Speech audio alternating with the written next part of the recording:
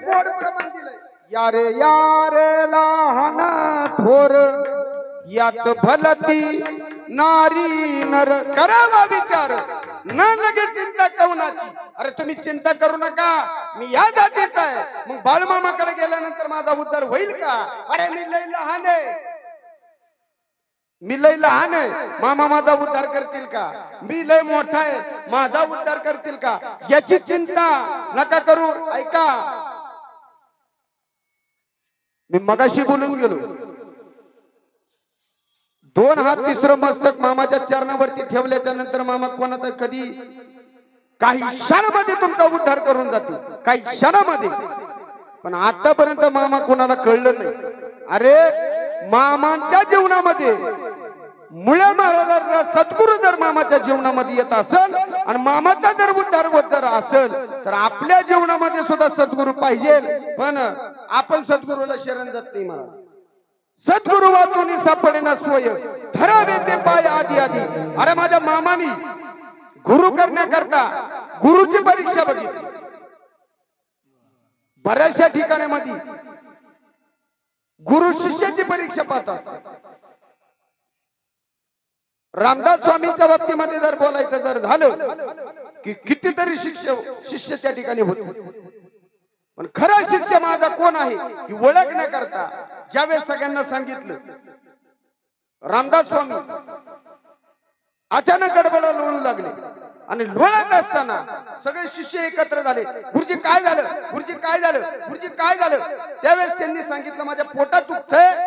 ऐका रे गड्या, माझं पोटात दुखतंय ना, मला एकच औषध लागेल. काय?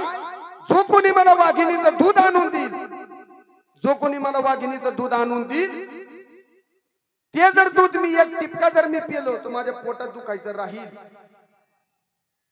ज्यावेळेस शिष्यांनी सांगितलं, हरी बुवा, शिष्यांनी ऐकलं, वाघिणीचं दूध मला कोणतरी आणून देईल आणि ते वाघिणीचं दूध जर मी एक टिपका जर पिलो तर माझ्या पोटात दुखायचं राहील. हे रामदास स्वामींना शिष्यांची परीक्षा पाहिजे होती. या कारणानं पुढे आले असतील का माग गेले असतील? काय म्हणणं आहे तुमचं? माग मग शिष्य नव्हते का त्यांचे? अरे सर्वसाधारण गुरु शिष्याची परीक्षा पाहत असतो त्यावेळेस आपल्या देहाचा विचार न करता एक शिष्य पुढे आला. पुढे आल्याच्या नंतर, महाराज मी तुम्हाला दूध आणून देतो. अरे आई, दूध आणायला निघालाय गड्या, पण दूध काय तुला शिळीचं आणायचं नाही, तुला वाघिणीचं दूध आणायचंय. अहो गुरुसाठी मरायला तयार आहे मी, गुरुसाठी मरायला तयार आहे. दूध आणणार तुम्हाला. बरं, वाघिणीचं दूध कोणत्या बांध्यात टिकतं म्हणतात? सोन्याच्या. आता सोन्याचं 1 लिटर दूध आणायचं म्हणल्यावर भांड किती लागेल? एवढं भांड जर एखादा शिष्य जर घेऊन गेला तर मला नाही वाटत तो भांड्यासहित आणि दुधासहित परत येऊ शकत नाही. तो तिकडे म्हणून मरून आला तर गुरु दुसरा करू, गलोगलोनी गुरु फिरते. त्याला काय एखादा गेला काय फरक पडतो? ज्यावेळेस त्या शिष्यानी ते सोन्याचं पात्र हातामध्ये घेतलं, जंगलाच्या दिशेकडे निघाला. गुहा दिसली. गुहेमध्ये गेल्याच्या नंतर एक वाघिणी आपल्या पिलाला स्तनपान त्या ठिकाणी दूध पाजत असताना ज्यावेळेस त्या शिष्याने काय केलं, 2 गुडघे आपले त्या ठिकाणी टिकवले आणि नतमस्तक झाला. हे माझी आई, जशी तू तुझ्या पिलाला दूध पाजते ना, तसं माझी गुरु माऊली त्यांच्या पोटात लय दुखतंय. मला एक फक्त दुधाचा थेंब जर मला मिळाला तर यदा कदाचित माझे सद्गुरू वाचतील आणि त्यांच्या वेदना कमी होतील. ज्यावेळेस त्या वाघिणीला शरण गेला, शिष्याने दूध घेतलं. दूध घेतल्याच्या नंतर शिष्य परत रामदास स्वामींच्या चरणावरती आल्याच्या नंतर रामदास स्वामी गडबड लोळणार रामदास स्वामी उठून मांडी घालून बसले. शिष्याला जवळ घेतलं आणि बऱ्याच शिष्यांचं असं चाललं होतं, याचा हडनड फार मोठी झाली असते, त्याचा 10वा कधी असेल, याच्या वर्ष श्राद्धाला कीर्तन कोणाचं ठेवायचं, ब्राह्मण कोणता बोलवायचा, ह्यांची चर्चा चालली होती. हा नक्कीच मिळाला असेल नाही का, अशी चर्चा. पण आश्रमाकडून येत असताना ज्यावेळेस पाहिलं, बोले अरे हा तर जिवंत आला, भानगड कसं, यांनी नक्कीच शिळीचं दूध आणलं असेल. पण ज्यावेळी त्याच्या जवळ गेले आणि त्या सुवर्णाच्या पात्रामध्ये सोन्याच्या भांड्यामध्ये वाघिणीचं दूध इतकं पवित्र आहे, स्टीलच्या भांड्यामध्ये एक तर वाघिणीचं दूध नाहीच बघायला, पण आपण धरलं जर ते भांड्यात जर ठेवलं तर छत्र पडून बीळ पडतं आणि ती निघून जाते. सुवर्ण पात्राचं जर सुवर्ण पात्रामध्ये वाघिणीचं दूध टिकत जर असेल, ते दूध पाहिल्याच्या नंतर रामदास स्वामींच्या बरोबर पूर्ण वेढा घातला. शिष्य लोकांनी शिष्याला जवळ घेतलं. काय रे जीवाचा काय विचार केला का नाही? अरे मी मिळलो असतो तर तुला गुरु किती मिळले असते, पण तू मेल्यावर तुला परत ही जीवन होतं का? त्यावेळेस त्यांनी सांगितलं, ऐका गुरुवर्य, माझं जीवन तुमच्या करताय, माझं जीवन तुमच्या करताय, देह दावात वारावं, माझा भाव तुमच्या चरणावरती. काय या मानावं गुरु, या मानावं शिष्य. आता इथं उलट झालं, मामांच्या बाबतीत उलट झालं. मामांनी काय केलं? इथं काय सांगितलं? शिष्याची परीक्षा गुरुनी पाहिली, पण इथं शिष्यानी गुरुची शोध केली. शिष्यानी गुरुचा शोध केला. मामा सांगतात, मामा पहिली भूत काढायची आणि मामाने ठरवलं होतं, साधू संतांनी विहिरीत अवघड विहिरीतून पाणी काढून दिलं. आरतीमध्ये आहे पा, आरतीमध्ये आपण रोज ऐकतो आरती नाही का, अवघड विहिरीचे पाणी पाजले. साधू संतांना पाणी पाजलं, पण साधू संतांनी सांगितलं, होय बाळू मामा, तुमच्या जीवनात जर गुरु आला तरच तुम्हाला देव कळेल, नाही तर कळणार नाही. म्हणून त्यांनी ठरवलं, एक आपल्याला गुरु करायचा नाही, पण ऐका आपल्याकडे असणारे 120 रुपये जोपर्यंत मला कोणी सांगत नाही तोपर्यंत आपला हा गुरु नाही.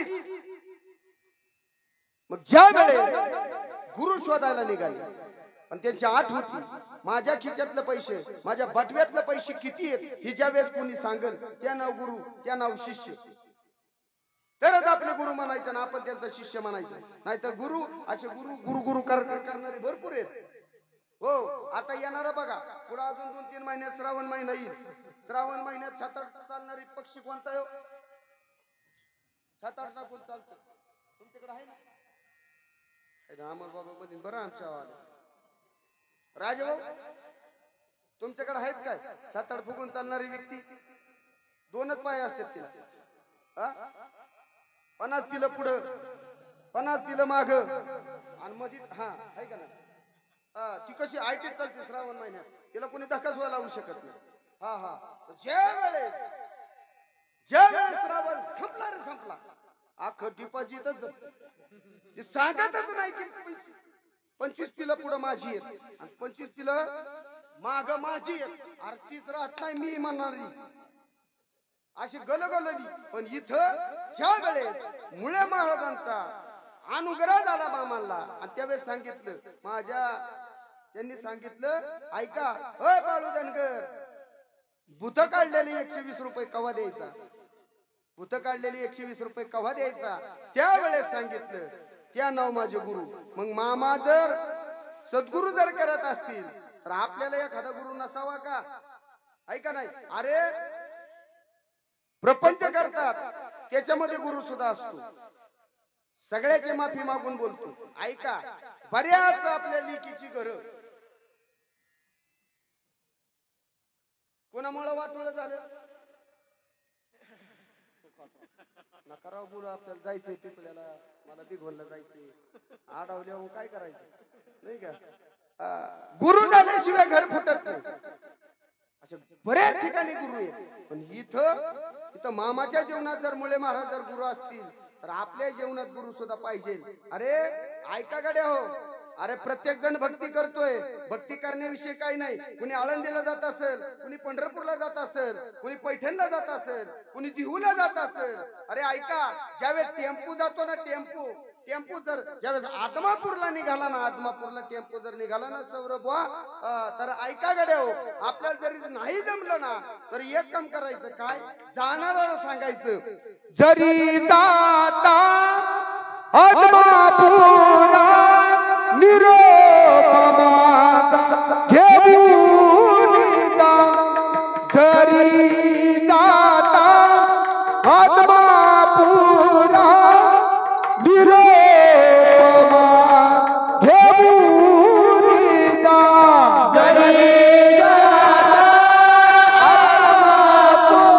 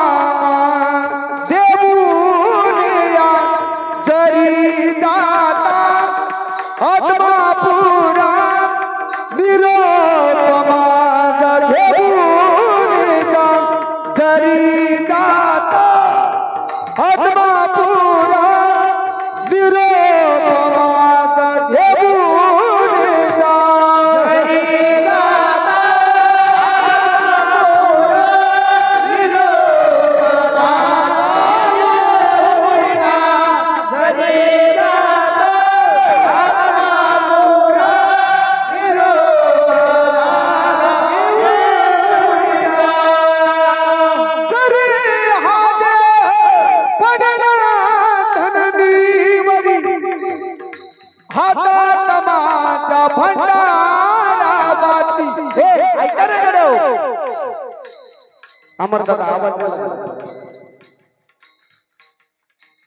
लाईट कमी फक्त चला.